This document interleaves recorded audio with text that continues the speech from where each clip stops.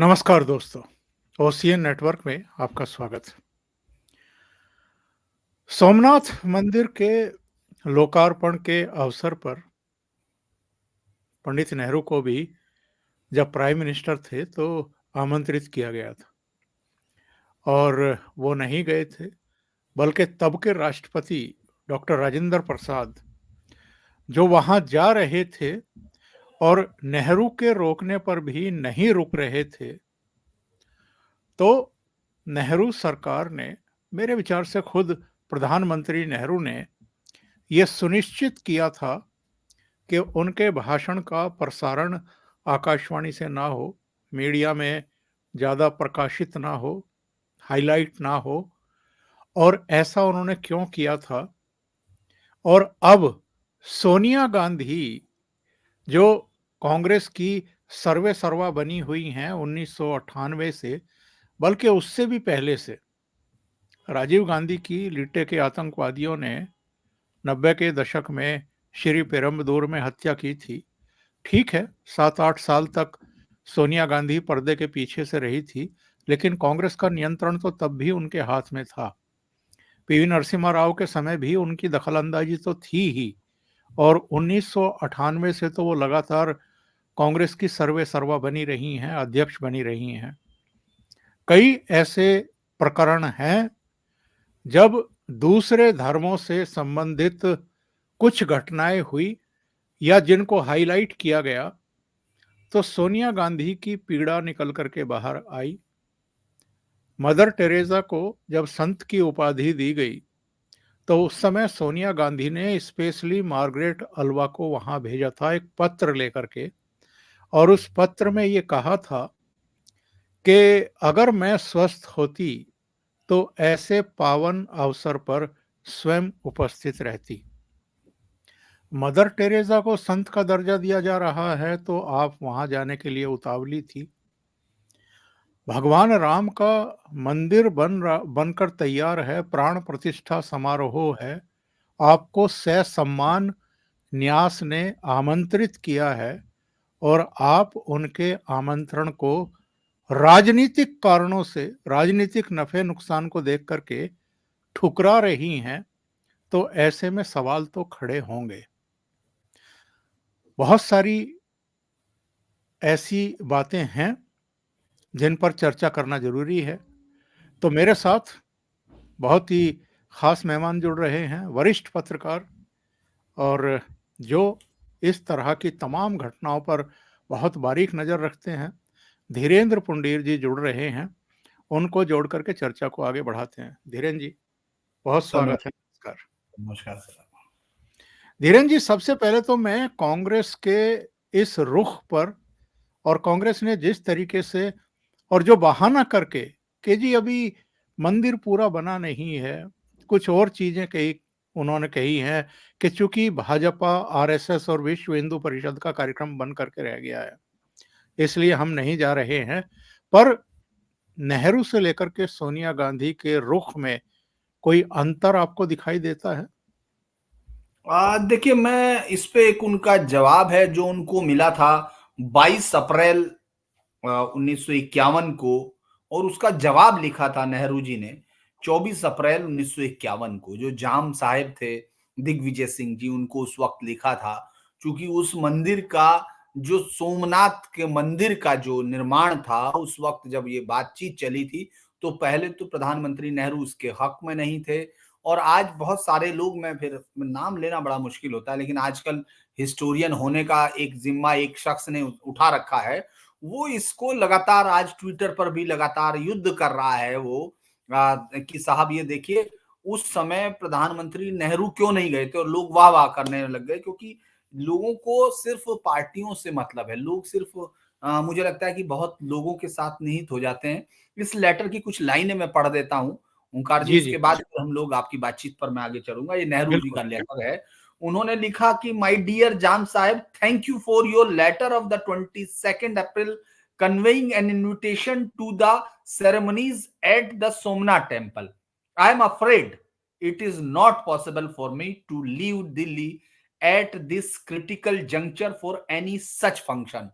यानी वो any such function था, और क्रिटिकल मोमेंट क्या था ये नहीं जानते कोई। 51 में पूरी तरह उनके हाथ में कंट्रोल था, पूरी ताकत सत्ता उनके हाथ में थी और वो निर्बाध तौर पर इस देश के प्रधानमंत्री थे, ताकतवर नेता थे, लेकिन उनको लगा कि इस जंक्चर पर दिल्ली छोड़ना, यानी कोई कारण नहीं दिया। फिर उसके बाद उन्होंने कारण कहा और मैं ये कहूँगा ओंकार सर कि ये जो स्थिति आपने कही ये नेहरू से सोनिया गांधी तक आते-आते मुझे लगता है डिटेरिएट हुई है।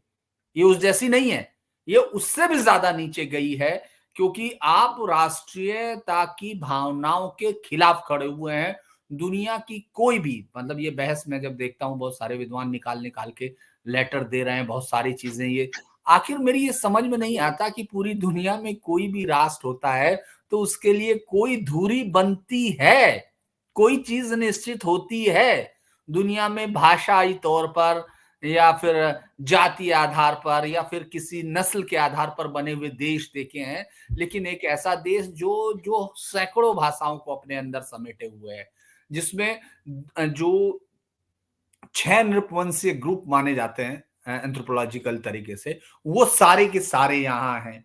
दुनिया में जितने धर्म आप मानते होंगे उनको यहाँ शरण दी है या यहाँ से होके निकले हैं।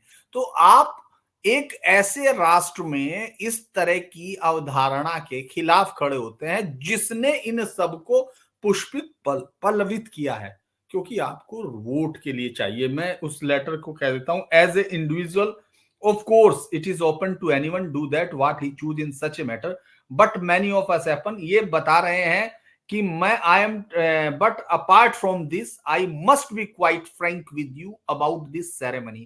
उन्होंने सेरेमनी के बारे में क्लियर किया बिल्कुल फ्रैंक होके। indeed I have written to you about it and another connection already। I am troubled by this revivalism and by the fact that our president or some ministers and you as a Raj Pramukh are associated with it. ये पूरा letter एक बेशर्मी की बात करता है, और जो लोग इसको ये बता रहे हैं कि नेहरू ने क्यों नहीं किया, मुझे लगता है वो बहुत ही बड़े मतलब क्या उनको मूर्खता की उस पर कहूं, क्योंकि वो इससे बचाव करने की कोशिश करते हैं, जबकि ये पूरी तरह से ये कह रहे हैं कि वो पॉइंट फ्रैंक होना चाहिए। मतलब आप क्लियर होकर बता रहे हैं कि मैं क्या समझता हूं, वो अपने बारे में बता रहे हैं, इससे कैसे बचाव हो सकता है किसी आदमी का ये बताना कि साहब वो नहीं जाना चाहते थे Rajpramukh. But apart from this I must be quite frank with you about this ceremony. Indeed I have written to you about it in another connections already. I am troubled by which, मैं troubled है वो किस बात से, by this उभार है जो जिस तरह से बात किया जा रहा है, by the fact that our president, वो किस लिए है, क्योंकि हमारे राष्ट्रपति एंड सम मिनिस्टर्स यानी कुछ मंत्री भी and you as a are associated, वो इस बात से ट्रबल्ड थे, वो दुखी थे। मतलब आप ये सोचिए वो खुद नहीं जा रहे तो ये मान लिया जाता, लेकिन इस देश के राष्ट्रपति जो उनके संघर्ष में साथी रहे होंगे, उस पूरी उनको ये समझ होगी कि वो किस पोस्ट पर बैठे हैं, और कम से कम एकेडमिक ग्राउंड पर नेहरू उनसे ऊपर नहीं थे। कम से कम राष्ट्रपति राजेंद्र प्रसाद के लिए तो कहा जा सकता है, क्योंकि वो कितने ब्रिलियंट थे, उनके बहुत बिल्कुल। सारे, और उनको हैरो से पढ़ के नहीं आना था, उनके कपड़े नहीं धुलते थे। हालांकि ये हो सकता है कि एक टर्म हो, मैं नहीं कहूंगा, लेकिन फिर भी मैं ये कह रहा हूं कि उनके पिता 1 लाख रुपए रोज पर लड़ने वाले नहीं होंगे, केस के पैसे नहीं लेने वाले होंगे, या जब वो जेल में जाते होंगे तो उनको इतने सारे संसाधन नहीं मिलते होंगे, उनको जेल में रहते हुए सेनेटोरियम में नहीं भेजा जाता होगा उनकी वाइफ को। ये 100 कारण है। मैं ये नहीं कह रहा हूं कि किसी का योगदान, मैं नेहरू जी का भी योगदान नहीं मान रहा हूं कि कम रहा होगा लड़ाई में, लेकिन ये साफ तौर पर उनके उस कैरेक्टर्स को दर्शाता है जो सीधे तौर पर भारत की जो बेसिक अवधारणा उसके खिलाफ खड़ा था। पहली चीज मैंने लेटर को लेके क्लियर कर दिया कि नेहरू का जी, सोमनाथ के प्रति क्या रुख था। I think that it is not in line with the nature of our state and it will have bad consequences both nationally and internationally. मतलब उन्होंने एक तरह से एक भविष्यवाणी भी कर दी थी कि इसके बहुत नुकसान होंगे, और इसके नुकसान क्या होते हैं, शाबानो होती है। इसके नुकसान क्या होते हैं, स्वामी जब गो भक्त सन्यासी संसद पर आते हैं उन पर फायरिंग की जाती है, जिसमें बिल्कुल। कितने लोग मारे गए थे। स्वामी कृपात्री महाराज थे उस वक्त, बहुत सारे लोगों पर। आप क्या कहने आए थे, आप ये कहने आए थे कि गाय की रक्षा की जानी चाहिए। ये बहुत सारे इतिहास के कारण मैं बता सकता हूँ, बहुत सारी चीजें बता सकता हूँ जिसमें गाय ये बताते हैं कि हमारे जिंदगी का एक हिस्सा है, श्रद्धा का हिस्सा है। As individual, of course, it is open to anyone to do what he choose in such matter, but many of us happen to be more than private individual and we cannot associate ourselves from our public capacities. यानी इसमें clear cut ये letter के बाद कुछ कहने के लिए नहीं रह जाता कि नेहरू किस हद तक विरोध की हालत में गए कि वो इस बात से परेशान हो गए कि राष्ट्रपति जा रहे। उसके बाद फिर हम आ जाते हैं मौजूदा कांग्रेस पर, जो कि आपके सवाल का दूसरा हिस्सा है। जी, जी। सोनिया गांधी जब इस बात को खड़के इस बात को विरोध करते हैं, तो आम जनता को कैसा लगा होगा वो तो अलग बात है, लेकिन आप ये सोचिए अर्जुन भाई मोडवाडिया कोई ऐसे नेता नहीं है, जैसे मैं प्रमोद कृष्णम को जो अपने आप को आचार्य भी मानते हैं और बहुत सारे लोग बोलते तो यही नाम तो उन्होंने रख ही लिया है, आचार्य प्रमोद कृष्णम। अब वो आचार्य प्रमोद कृष्णम जैसे नेता नहीं है अर्जुन भाई मोडवाडिया। गुजरात के सीजन्ड पॉलिटिशियन है, लीडर ऑफ अपोजिशंस रहे हैं और बहुत बड़ा विराट उनका जो है अनुभव है। और मैंने ये मेरे लिए बड़ा व्यक्तिगत तौर पर है कि मैंने दोनों तीनों चुनाव में उनके साथ उनके घर जाकर लगातार इंटरव्यू किया है वहां मोडवाडिया जी से। तो मैं ये हैरान होता हूं कि मोडवाडिया जैसे नेता की सलाह आपने दरकिनार की। आपने राज्यों से प्रमुख आपने कहा कि मीटिंग की है, आपके लोग अलग अलग कह रहे हैं, और जयराम जो जिसके नाम का जिनके माता पिता ने नाम रखा होगा जय राम, वो हालांकि अपने बहुत सारे आइडिया में आपको दिखते हैं कि उनका नाम काफी, मुझे उनके माता पिता के प्रति श्रद्धा है कि उन्होंने वो नाम और रखा। सीताराम, वो सीताराम, तो सीताराम। सीताराम तो खैर और भी आगे हैं वो। तो वो हुँ। अब आप ये देखिए कि जयराम, और उसके बाद फिर आप विक्रमादित्य जिसने परसों ही कह दिया था, आपने देखा होगा, हिमाचल के मिनिस्टर हैं कांग्रेस के, जो वीरभद्र सिंह के बेटे हैं। तो इसीलिए जी हाँ। उन्होंने कहा कि हम तो जाएँगे क्योंकि हमको तो निमंत्रण मिला है। उसके बाद अजय राय ने तो ये कहा कि हम 15 तारीख को जाके नहा लेंगे और वो सब कर लेंगे। इसके बाद आज आपने इमरान मसूद को सुना होगा कि हम तो राम के वंशज हैं। तो ये इतने सारी वॉइसेस जो हैं, इनके ऊपर जाकर भी अगर कांग्रेस ने ये फैसला लिया है, तो मुझे लगता है कांग्रेस ने पहले ये तय किया है कि रायबरेली से सोनिया गांधी चुनाव नहीं लड़नी है, अमेठी से राहुल गांधी चुनाव नहीं लड़ेंगे। इसके बाद यूपी में चूंकि उनके पास खोने के लिए कुछ है नहीं, बिहार में वो जो भी है वो लालू यादव के और नीतीश कुमार के रहमो करम पर उनको रहना है। राजस्थान में वो पूरी तरह साफ थे पिछली बार, लोकसभा में अभी भी नहीं दिख रहा है। मध्य प्रदेश में साफ थे, कुछ नहीं दिख रहा है, अभी भी नहीं दिख रहा है। इसके अलावा हिमाचल, उत्तराखंड, ये जितने पार्ट हैं, यानी जो नॉर्दर्न पार्ट है या जिसको हम लोग हरियाणा है, काउट बेल्ट जिसको हम कहते हैं, वहां कांग्रेस लोकसभा में एक भी सीट लेने नहीं जा रही है जिस तरह से दिख रहा है। एक का मतलब ये मैंने मुहावरे के तौर पर इस्तेमाल किया, क्योंकि अगर एक दो सीटें मिलेंगी तो उसमें उनके लोग उठा के फिर ये चिपकाना शुरू कर देंगे, मैं इसलिए बता रहा हूँ।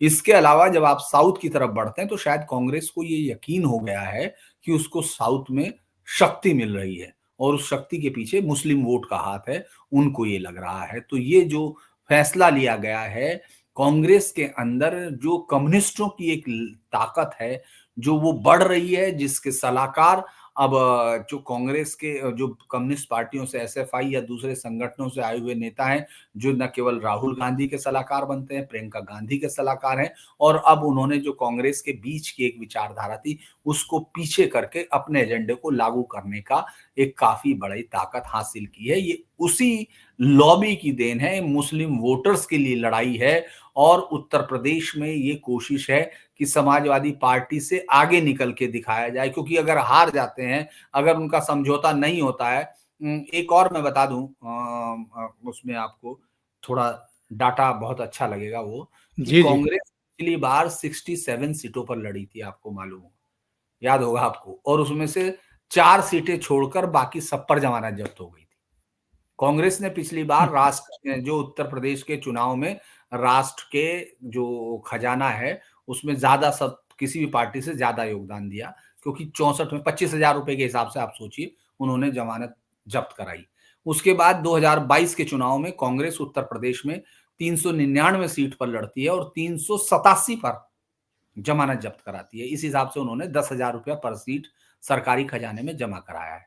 तो ये उसका रिकॉर्ड है, उत्तर प्रदेश में ये रिकॉर्ड है। लेकिन वो सोच रहे हैं कि अगर मुस्लिम पूरे देश में जो मजबूर होकर बीजेपी के खिलाफ, चूंकि बीजेपी के खिलाफ जिस तरह से वो वोट करता है, गोलबंद होता है और सीधे तौर पर, विशुद्ध तौर पर उसका कोई एजेंडा नहीं होता, वो जाति, वो सिर्फ धार्मिक आधार पर वोट करता है। मुझे लगता है कि यही एक बड़ा कारण है कि जो जवाहरलाल नेहरू से लेके अब तक उस परंपरा को बनाए रखने की कोशिश की गई, लेकिन वो परंपरा वोटों पे टूटती है। उसमें 1979 का वो दिन याद होगा, 1989 का, जब राजीव गांधी ने अयोध्या से अपने चुनाव अभियान की शुरुआत की थी और कहा था कि राम राज्य की शुरुआत है। जी। धीरेन जी, मैं रशीद किदवई को सुन रहा था एक टेलीविजन चैनल पे। वो तर्क दे रहे थे कि जो दक्षिण की लॉबी है उसके प्रेशर में आकर के कांग्रेस ने और सोनिया गांधी ने ये फैसला किया कि ये अयोध्या नहीं जाएंगे। उनका कहना ये था कि दक्षिण में, केरल में, तमिलनाडु में, कर्नाटक में, उन राज्यों में कांग्रेस को उम्मीद है कि 10 सीटें, 12 सीटें, 15 सीटें तक उसको मिल सकती हैं। पर यदि वो अयोध्या जाते हैं तो दक्षिण के जो ये मतदाता हैं, उनका जाहिर है उनकी मुराद मुसलमानों से रही होगी, मुस्लिम वोटों से रही होगी कि वो नाराज हो सकते हैं और दक्षिण में कांग्रेस को 10 से 15 सीटों का नुकसान हो सकता है। पर इसकी भरपाई उत्तर भारत से कांग्रेस को नहीं होगी। यानी उत्तर प्रदेश में सीट मिलने की संभावना ना के बराबर है। उत्तराखंड में, हिमाचल में, हरियाणा में, दिल्ली में, राजस्थान, मध्य प्रदेश, छत्तीसगढ़, झारखंड, इन राज्यों में कोई उसकी सीट बढ़ने वाली नहीं, बिहार में भी बढ़ने वाली नहीं, पश्चिम बंगाल में भी छत्तीसगढ़ बढ़ने में भी वाली, नहीं, छत्तीसगढ़ में भी नहीं, मध्य छत्तीसगढ़ में प्रदेश। भी नहीं। तो इसलिए ये फैसला किया गया है। यानी जो इस देश की 80% से ज़्यादा आबादी है, बल्कि मैं तो इससे भी ज़्यादा कहूँगा, जो राम को मानने वाली है, जो राम भक्त है, जो हिंदू सनातनी है, उनकी भावनाओं का इनके मन में कहीं कोई आदर नहीं है, कोई स्थान नहीं है। ये केवल वोटों की राजनीति करेंगे, जनभावनाओं की अनदेखी करनी पड़ जाए तो पड़ जाए। देखिए, मुझे लगता है कि इसके पीछे थोड़ा-सा ओंकार सर पीछे जाने की ज़रूरत है, क्योंकि कांग्रेस की स्थापना जब हुई थी, तो मुझे लगता है कि हर एक चीज़ के किसी के बनाए जाने के पीछे जो गुण होते हैं, जो किसी भी भवन के लिए हम लोग कहते हैं ना कि किसी मिट्टी की अपनी तासीर होती है, हम लोग खुद बोलते हैं और गाँव में अक्सर आपने देखा होगा ही, हम लोग किसान परिवार से हैं, तो हम लोग एक खेत से दूसरे खेत का अंतर भी बताते हैं कि इसका गन्ना ऐसा होगा, इसका गन्ना ऐसा होगा। तो मुझे लगता है कि कांग्रेस के अंदर से अंतर्निहित है, क्योंकि उस वक्त जो राष्ट्रीय धारा थी उसमें ये पार्टी इसलिए माकूल थी क्योंकि और कोई तरीका उस समय हम लोगों को मालूम नहीं था, कोई ऑर्गेनाइजेशनल सेटअप नहीं था। या तो उस वक्त 1885 में जब ये बनी, कांग्रेस पार्टी को बनाया गया, तो उस वक्त जिस तरह से एक अंग्रेज अधिकारी इसकी जिस परिकल्पना पे आधारित ये रखी गई, मुझे लगता है कि बीच बीच में ये वहीं जाती रही। और एक बड़ी इंटरेस्टिंग सी बात है कि कांग्रेस ने अपने पूरे वक्त में 47, 46, 45 और अगर आप पूरे दौर को गौर करेंगे, जब जिन्ना का एजेंडा पूरी ताकत के साथ लागू था, उस वक्त कांग्रेस ने किसी हिंदू प्रतिनिधि को वहां नहीं जाने दिया। वो खुद को हिंदू नहीं मानती थी, और लेकिन जब टेबल पे बैठा जा रहा था तो जिन्ना और नेहरू बैठ रहे थे, कोई हिंदू पक्ष नहीं था, जबकि डिवीजन इस देश में हिंदू मुस्लिम के आधार पर हो रहा था। दरअसल कांग्रेस ने उस पूरे देश को अपना पर्याय मान लिया। वो ये मानती है कि पूरे देश का पर्याय वो ही खुद पार्टी है।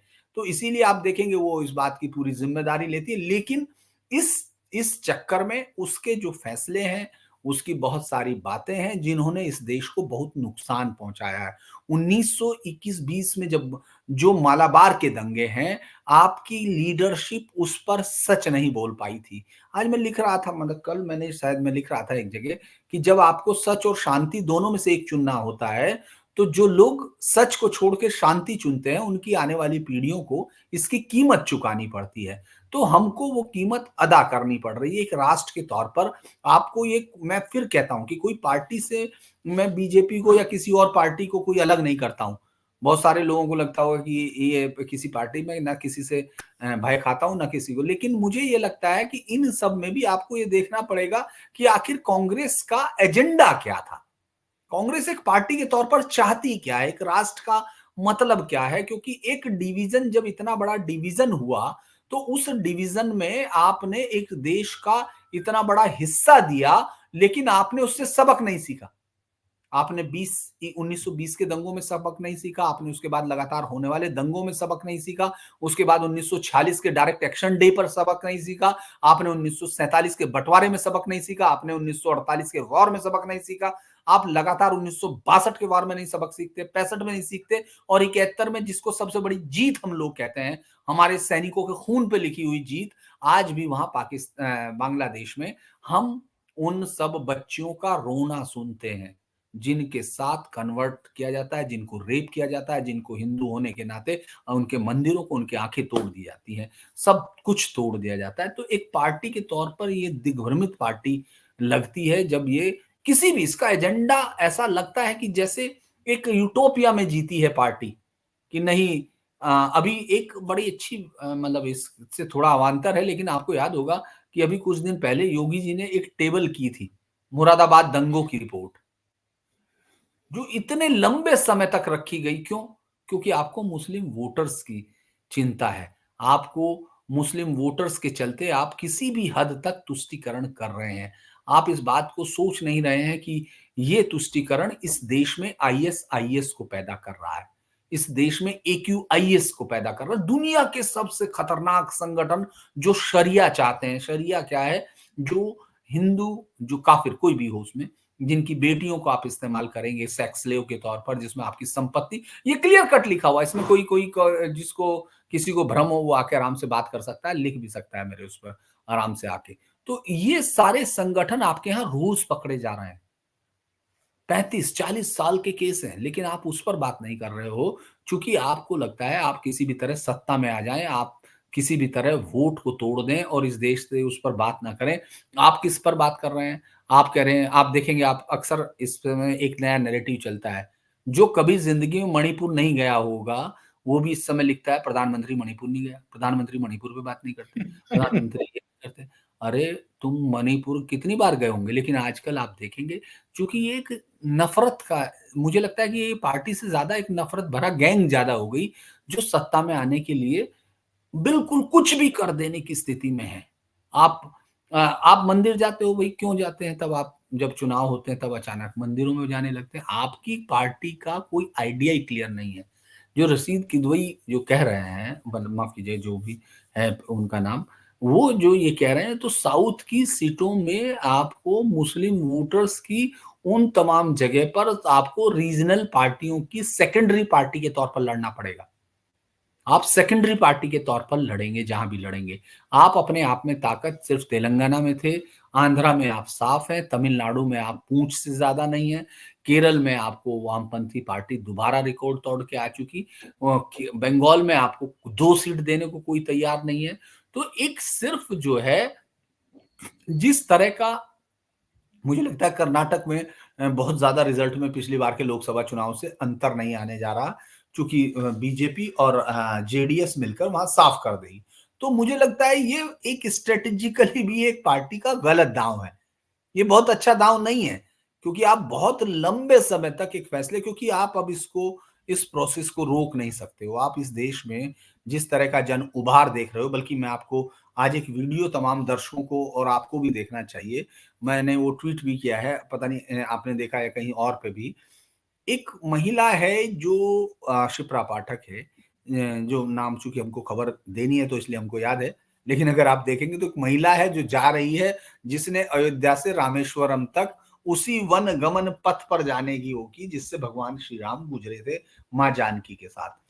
अब वो उस पथ पर जाने के लिए तैयार है, नासिक के करीब पहुंची हुई है, तो मैं देखता हूं कि भीड़ आ रही है सड़क पर और उनके पैर छू रही है। ये पहला दृश्य है। लेकिन जब आप उस दृश्य को गौर से देखेंगे तो जो बुजुर्ग, बच्चे और तमाम लोग पैर छूने जा रहे हैं, वो उस चलती हुई सड़क पर पहले अपनी चप्पलें उतारते हैं, फिर जाके उस महिला के पैर छूते हैं, जबकि उनको ना उस महिला से कोई मतलब है, ना वो जानते हैं, और ये भी मालूम नहीं उनको कि ये पूरा करेंगी कि नहीं करेंगी इस यात्रा को। हाँ जी, इसमें आप गौर कीजिए, अगर ये ट्वीट, इसको अगर आप ये देखिएगा, आप ये देखिएगा कि ये शख्स, आप चलाइए चलाइए इसको, और आप इसको क्लिक, हाँ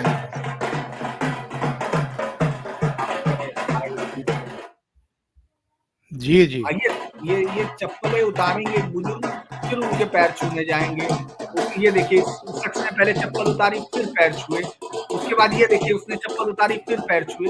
आप ये देखेंगे कि लोग ये देखिए अगर आप इसको शुरू से देखेंगे, ये देखिए वो चप्पल उतार के एकदम आ रहे हैं, पैर छू रहे हैं लोग। यानी जो लोग जिस देश में सिर्फ इस बात पे चप्पलें उतार कर सड़क पर पैर छू रहे हो कि ये भगवान राम के पथ पर जा रही, उनको नहीं मालूम है ये जाएंगी नहीं जाएंगी, ये वहां तक पहुंचेंगी या नहीं, या पॉलिटिकल पार्टी का हमको नहीं पता, लेकिन वो छू रहे हैं ऐसे देश की श्रद्धा के खिलाफ, क्योंकि वो डीएनए में है, इस देश की राम रगों में है।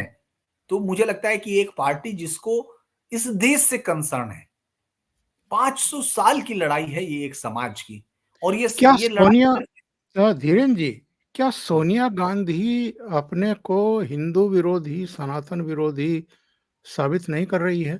चलिए मैं उस प्रकरण का बस थोड़ा-सा ज़िक्र कर देता हूँ। जब पालघर में साधुओं की हत्या का मसला अर्णब गोस्वामी ने ज़ोर-शोर से उठाया और सोनिया गांधी पर कुछ सवाल खड़े किए थे कि अगर कोई पादरी मारा जाता, अगर कोई मुस्लिम धर्मगुरु मारा जाता, तो शायद ये लोग आसमान सिर पर उठा लेते, बयान जारी करते, प्रेस कॉन्फ्रेंस करते, सड़कों पर उतर आते।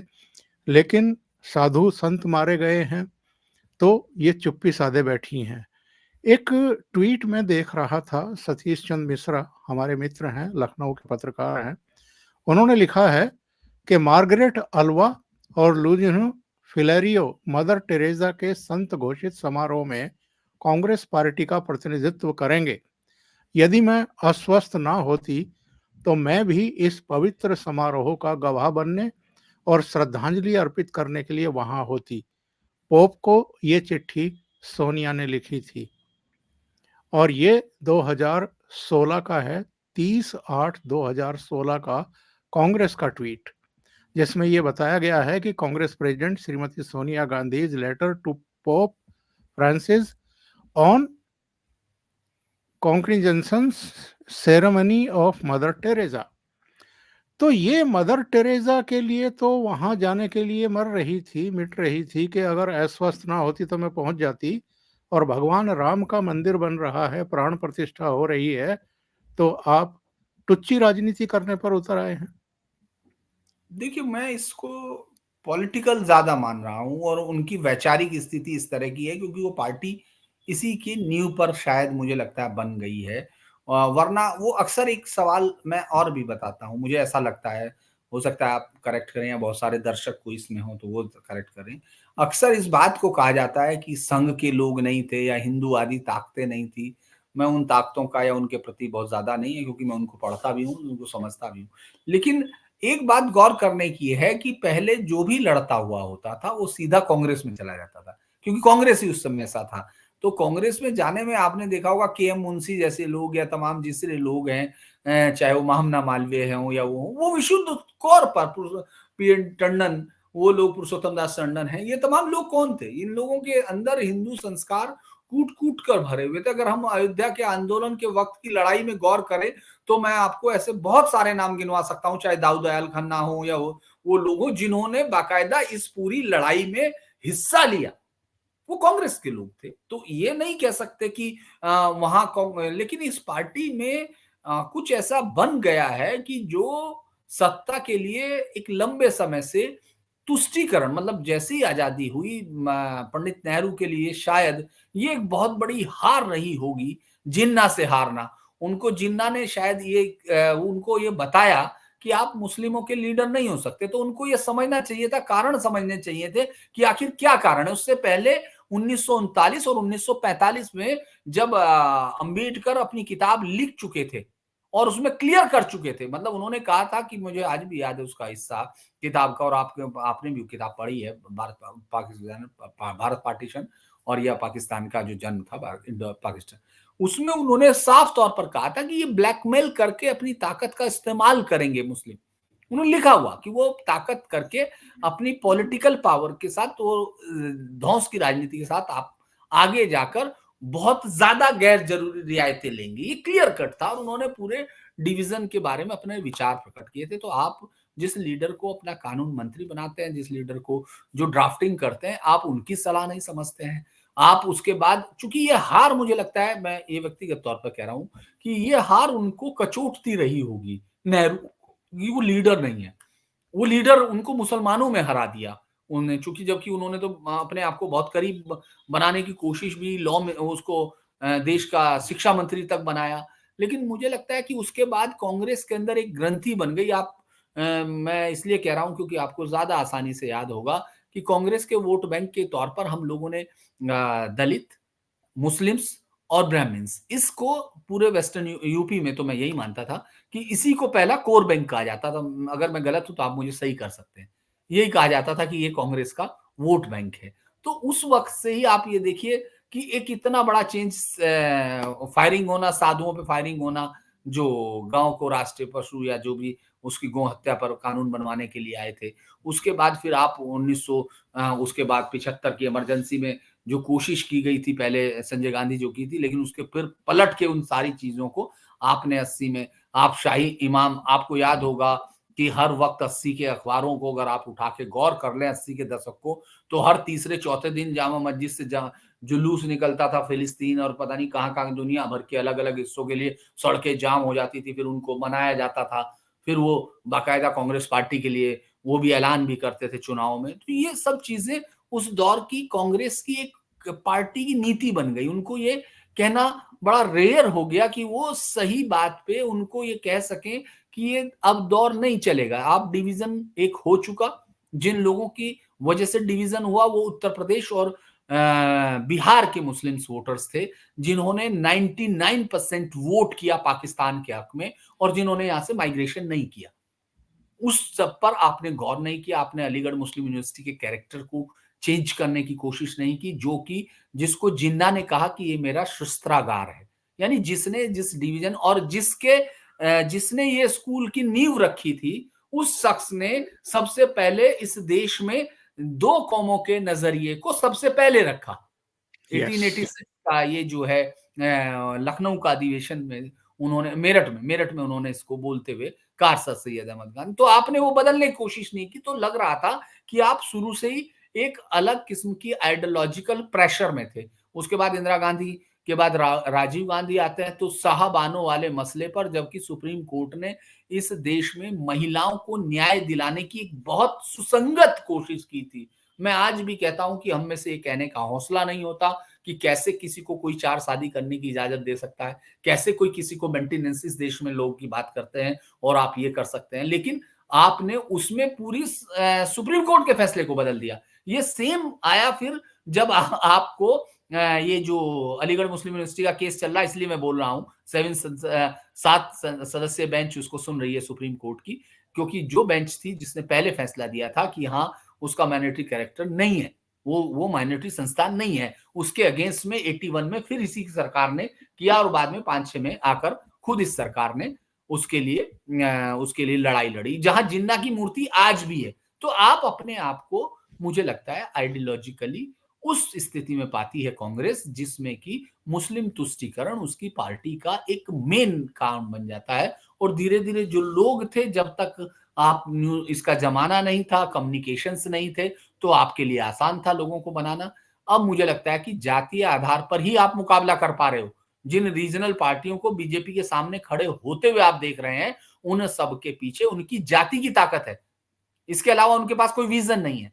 और अभी भी मुझे लगता है कि कांग्रेस को या तो पूरी तरह टोटली रिवैम्प होना पड़ेगा, उसको समझना पड़ेगा कि ये देश अब उन हिस्सों से कहीं आगे निकल गया जो आप अभी तक देख रहे थे। तो मुझे लगता है कांग्रेस पार्टी में एक आइडियोलॉजिकल ही इस बात को लेकर है, वो अपने आप को मुस्लिम तुष्टीकरण में अपने वोट का ज्यादा मुनाफा देखते हैं और उनको ये मालूम हो गया है कि चूंकि जो रीजनल पार्टी है उन्होंने कुछ जातियों ने मुस्लिम वोटरों के साथ मिलकर एक ऐसा समीकरण बनाया जिसमें कांग्रेस और बीजेपी दोनों के लिए वो एक ताकत बने।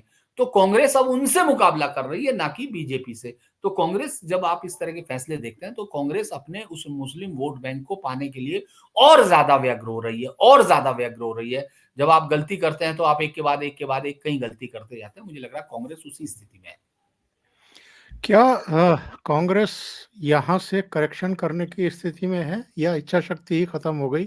पुनर्विचार करने का कोई उसका मन ही नहीं है?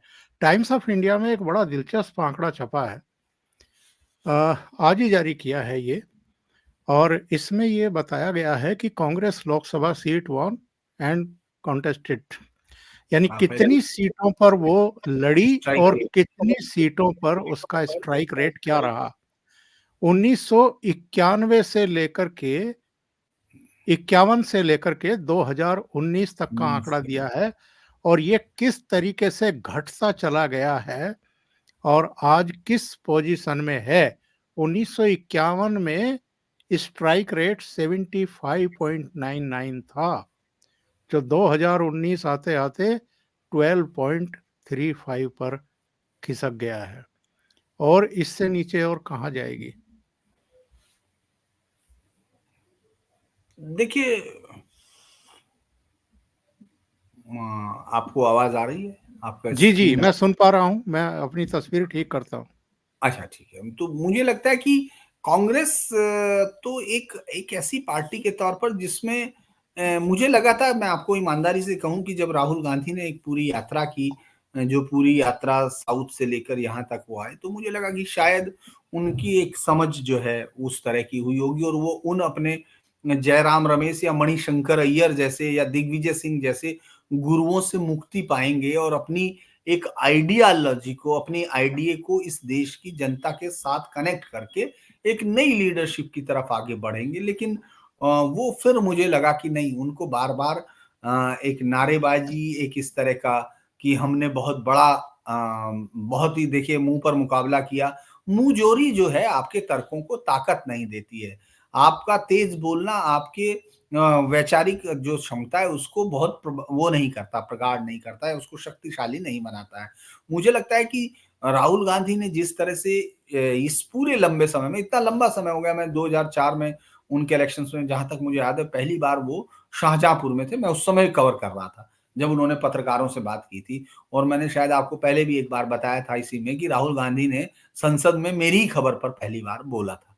संसद में उनका पहला मेडन स्पीच जो है, मेरी न्यूज़ थी वो, जिस पर गन्ना किसानों को लेकर उन्होंने संसद में कहा था क्योंकि मुलायम सिंह सरकार ने ऑन ओथ सुप्रीम कोर्ट में झूठ बोला था। तो उस पर उनकी सबसे पहली स्पीच थी। मुझे लग रहा था कि शायद राहुल गांधी को इन अपने तमाम सलाहकारों से अलग होके जब जनता के साथ घूमते हैं तो कोई नई चीज़ें करते हैं। लेकिन वो उस एक खास किस्म के जत्थे में या उस खास किस्म के यूट्यूबर्स में उनको लगता है कि वो अगर उनकी तारीफ कर रहे हैं, तो जनता उनकी बात समझ रही है। आप जनता से दूर खड़े हैं, कहीं न कहीं दूर खड़े हैं, नहीं तो आपको जनता चुन लेती क्योंकि जहाँ आप जीतते हैं, वहाँ ईवीएम खत्म हो जाती है, ईवीएम की दिक्कतें खत्म होती हैं, जहाँ आप हारते हैं, वहाँ अचानक ईवीएम की दिक्कतें शुरू हो जाती हैं। और मैं तो बार-बार इसी से डरता हूँ कि क्यों ये लोग ऐसा कर रहे हैं? चूँकि इस देश को अफ्रीकी लोकतंत्र में तब्दील कर देना चाहते हैं। वो चाहते हैं कि जैसे ही कुछ हो और जनता जैसे ही हारे तो उस हार को स्वीकार करने की बजाय आप बाहर सड़कों पर निकल आएँ और नारेबाज़ी करने लगें।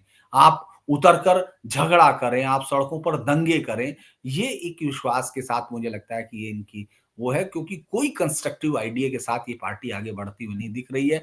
अगर अशोक गहलोत लड़ाई में थे, तो उसका कारण ये था कि उन्होंने मुस्लिम मुल्क पर पूरी खुली छूट दे दी। उन्होंने गला काटने का, उदयपुर में गला काटते हुए आप देखिए, आपने उसके बाद सड़कों पर निकली हुई भीड़ देखिए, आप दंगे की तरफ वो एक छूट की तरह से मुझे लगता है कि दे दी गई थी और कर्नाटक में भी अगर आप जीतते हैं, तो आप मुस्लिम वोटों के कंसोलिडेशन से जीतते हैं। तो जब आपके दिमाग का आइडिया ये हो जाता है, तो उसमें कोई पॉजिटिवनेस नहीं होती। धीरे-धीरे हो सकता है अभी आपको जातियों का गणित थोड़े दिन तक सर्वाइव करे, लेकिन लॉन्ग रन में मुझे नहीं लगता कि ये पार्टी की पॉलिसी रहेगी या फिर ये पार्टी इस अंदाज में रह पाएगी। 2024 में सबसे बड़ा खतरा है अगर किसी के पास तो राहुल गांधी की पॉलिटिक्स को है। मुझे लगता है कि 2024 की जो असंभावी हार है, इस वक़्त तो बिल्कुल निश्चित तौर पर वो हारे हुए हैं। वो उसके बाद उनकी पार्टी को एक रास्ता ढूँढना होगा और मुझे लगता है राहुल गांधी को भी तब रास्ता ढूँढना होगा और इन लोगों से मुक्ति पानी होगी जो उनको देश की अंतरात्मा के खिलाफ खड़ा करते हैं या एक खास किस्म, क्योंकि इसका एक नुकसान भी है। मैं इसको कई बार देखता हूँ ओंकार सर, इसका सबसे बड़ा नुकसान ये है कि हमने चूँकि सच नहीं बोला, तो लिहाज़ा उन लोगों ने उस झूठ पर भी यकीन कर लिया या उन्होंने उस पर भी यकीन कर लिया जो हमने बोला नहीं था। इसका कारण ये है कि आप हर हर जगह एक मुस्लिम विक्टिमहुड देखेंगे, आप एक जगह हर जगह आप दंगाइयों का एक खास हुजूम देखेंगे। आप केरल के अंदर से सबसे ज़्यादा, जिसको पढ़ा-लिखा स्टेट आप कहते हैं, वहाँ सबसे ज़्यादा लोग आईएसआईएस में शामिल होने गए थे। आप देखिए प्रोफ़ेसर का हाथ टीजे जोसेफ का, इसलिए मैंने आज ट्वीट किया था, उनकी 1000 कट मेरे पास रखी है। वो किताब जो उन्होंने, जब इसमें उनको नौकरी से निकाल दिया गया था, वो सरकारें खड़ी नहीं हो पाई। जिस आदमी को सिर्फ़ एक सवाल पूछने पर, पैगंबर मोहम्मद के नाम पर एक सवाल पूछा गया, उसमें इस निंदा पे काट दिया गया, लेकिन आपने उस पर एक्शन नहीं लिया। आप आईयूएमएल, इंडियन मुस्लिम लीग के नाम से कोई पार्टी कैसे हो सकती है इस देश में? वो इस पार्टी के साथ आपका संगठन में है। तो मैं ये कई बार मानता हूँ कि इस पार्टी की दिक्कत ये है कि इसने झूठ बोल-बोल के, या इसने एक तुष्टीकरण की कहानी करके उन लोगों को ताकत दी जो इस देश के डिवीज़न के ज़िम्मेदार थे। मुस्लिम्स के उस बेहतर तबके को ताकत नहीं दी, जो शायद इस देश की मुख्यधारा के साथ जुड़ा रह के आगे की तरफ जाना चाहता था। आपने उनको ताकत दी जो इस देश की अ, अस्मिता को गाली देते हैं, जो जो जितना ज़्यादा कट्टर हुआ, जितना ज़्यादा इस देश के खिलाफ खड़ा होने की कोशिश की, वो आपकी ताकत का हिस्सा बना। उस धारा को आपने ताकत देने एक की। और झूठ बोलने की कोशिश की जा रही है पिछले 2-3 दिन से कि चारों शंकराचार्य जो हैं वो बॉयकॉट कर रहे हैं इस प्रोग्राम का, जबकि 2 शंकराचार्यों की तरफ से तो चिट्ठी आ गई है। एक ये आ गई है और एक ये चिट्ठी आ गई है जिसमें कहा गया है कि बिल्कुल नहीं, हमारी पूरी शुभकामनाएँ इस कार्यक्रम के साथ हैं। अशोक श्रीवास्तव का एक ट्वीट भी है, चारों शंकराचार्य राम मंदिर के प्राण प्रतिष्ठा कार्यक्रम के विरोध में हैं, ये झूठी खबर फैलाई गई। श्रृंगेरी शारदा पीठ और हाँ। द्वारका शारदा पीठ के शंकराचार्य ने बाकायदा चिट्ठी लिखकर खबरों का खंडन किया है। दोनों शंकराचार्य ने कार्यक्रम को आशीर्वाद दिया है और कहा है कि धर्मद्वेषियों ने उनके बारे में झूठी खबर प्रचारित की है। तो एक और निचले स्तर की राजनीति की जा रही है पिछले 2-3 दिन से। देखिए, 2 चीज़ों से मैं बहुत ओंकार जी मानता हूँ कि एक तो मैं शंकराचार्यों में 2-3 साल पहले से ही, मैंने बल्कि देहरादून में एक मीटिंग में हम लोगों ने कहा कि हमको ये पूछना चाहिए अपने देश के धर्माचार्यों से कि आखिर आप रहते कहाँ हैं? आप अपने मठों में क्यों रहते हैं? आप जनता के बीच में नहीं दिखते, क्योंकि भगवान शंकराचार्य, तो इसीलिए हम लोग उनको भगवान शंकराचार्य कहते हैं, क्योंकि उन्होंने सुदूर दक्षिण से एक ऐसी यात्रा ऐसे समय में शुरू की जब हिंदुइज़्म के ऊपर सबसे बड़ा संकट था, और वो सुदूर सा नॉर्थ तक जाकर खत्म होती है, यानी केदारनाथ में वो ईश्वर में लीन होते हैं। अगर हम बिल्कुल। इस लंबी यात्रा को देखते हैं, तो उसके मुकाबले इन मौजूदा शंकराचार्यों को, जिनके नाम भी हम लोगों ने तब जानने शुरू किए जब जो है उनकी कंट्रोवर्सी आती रही, वरना तो जनता के बीच में उनको देखना बड़ा विलक्षण होता था। मैंने तो जिस सभा में मैं पहली बार इस सवाल को उठाया था, उसमें तमाम लोगों से पूछा था कि क्या आप 4 शंकराचार्यों के नाम बता सकते हैं? कोई नहीं हाथ उठा। हमने कहा कि आखिरी बार उनको जनता से संवाद करते हुए कब देखा था, तो नहीं उठा। तो मैं एक तो इस बात में नहीं, क्योंकि मेरा ये भी आज भी मानना ये है कि ठीक है, उन साधुओं ने लड़ाई लड़ी, जो बेचारे अयोध्या में रहे 400-500 साल तक लड़ते रहे, या आप उन अखाड़ों के लोगों को जिनको लोगों ने बच्चों अपने बच्चे देकर नागा साधु तैयार किए, जिन्होंने लड़ाइयाँ लड़ी। लेकिन ये शंकराचार्य जो हैं, मैं थोड़ा-सा उसको लेके, हालाँकि मैं भगवान आदिगुरु शंकराचार्य की जन्मस्थली से लेके उनके निर्वाण स्थली तक, वहाँ जहाँ उनको वो ईश्वर में लीन हुए, मैं वहाँ तक अ, पूरी यात्रा किया हूँ, और इसी श्रद्धा भाव से की हूँ, क्योंकि वो देश के बनाने की, देश को एक करने की प्रक्रिया में भगवान राम के बाद दूसरी यात्रा मैं उनकी मानता हूँ। 2 ही यात्राओं को मैं इस देश में सबसे अहम यात्राएँ मानता हूँ। एक भगवान श्री राम की, जो रामायण के रूप में है, राम की यात्रा है, जो सुदूर नॉर्थ से शुरू होके अवध से और साउथ तक जाती है। दूसरी यात्रा वो है जिसने हिंदू धर्म को बचाया। लेकिन उन चारों के नाम से सबसे बड़ी बात ये है कि एक झूठ को पता कौन फैला रहे हैं? वो लोग जो हिंदू धर्म को रात-दिन गाली देते हैं, जो धर्म को नहीं मानते हैं, जो जो मैं देख रहा था कि ऐसे हैंडल्स पर है, जो हैंडल रात-दिन इनको हिंदुओं को कोसते हैं, वो अचानक ये कहने लगे कि देखिए, ये तो शंकराचार्य की नहीं मान रहे हैं। अचानक वो शंकराचार्य को मानने लगे। तो ये एक झूठ है, चूँकि कंटिन्यू चलता है, और अविमुक्तेश्वरानंद जो हैं, स्वामी शंकराचार्य जी जो हैं, मैं उनका निरादर नहीं कर रहा हूँ एक धार्मिक संस्था के या उसके तौर पर, लेकिन अभी मुक्तेश्वरानंद स्वामी शंकराचार्य स्वरूपानंद जी के ही शिष्य है ना, उन्हीं के बाद उस पीठ पर बने हैं, जिस बिल्कुल, पीठ को बिल्कुल। घोषित तौर पर कांग्रेस समर्थक कहा जाता है, तो इसलिए कोई ऐसी चीज नहीं है। और उन्होंने तो 2014 में वाराणसी में भी जाकर के प्रधानमंत्री तब तक बने भी नहीं थे नरेंद्र मोदी, उनके खिलाफ बयानबाजी की थी, एक कैंडिडेट को खड़ा करने की कोशिश की थी। इनके सच जो हैं वो छिप थोड़ा रहे हैं, वो सारे वीडियो अब वायरल हैं। देखिए वो लोक काल संस्कृति, लोक काल और उसका हमारे बीच में बहुत ही हिंदुइज़्म में सबसे बड़ी बात ये है कि हमको इनके पीछे ही चलना है, ऐसा किसी शास्त्र में नहीं लिखा है, ऐसा कोई शास्त्र नहीं है। हमको तो उस परंपरा से जानना है और आपको मैं बता दूँ ओंकार जी मेरी नज़र में चूँकि मैं अपने आप को खुशकिस्मत रिपोर्टर मानता हूँ कि जो भले ही स्क्रीन से ज़्यादा पीछे ज़्यादा रहता है, लेकिन जिसने इस देश को लगभग 3-4 बार एक ही राउंड में कवर किया है। कार से, उससे सिर्फ़ कार से, प्लेन से नहीं और तो इसीलिए मुझे लगता है कि ये देश की जो जागने की प्रक्रिया है, ये भी स्वयं स्फूर्त है। इसमें किसी धार्मिक संगठन का हाथ नहीं है। लोग आधुनिक जो कम्युनिकेशंस के साधन आए, सोशल मीडिया जिसकी वजह से आप और मैं बात कर रहे हैं या हमारी बात लोगों तक पहुँच रही है, उसने इस देश के उस मानस को वापस जागृत किया है और उसमें अभिमुक्तेश्वरानंद हो या कोई और हो, उनका योगदान सिर्फ इतना है कि वो कंट्रोवर्सी खड़े करके अपने और थोड़ा बहुत समर्थक या तो जुटा लेते हैं या उनके समर्थक जाते हैं। इसके अलावा मुझे नहीं लगता कि आज के समय में भी जबकि आपके हाथ में ये है कंप्यूटर है और आपके हाथ में मोबाइल है, आप जो चाहे देख सकते हैं दुनिया में, तब भी आप में से इस देश के कितने लोग इन शंकराचार्य अभिमुक्तेश्वरानंद जी के इन विचारों से सहमत होते होंगे, जो उन्होंने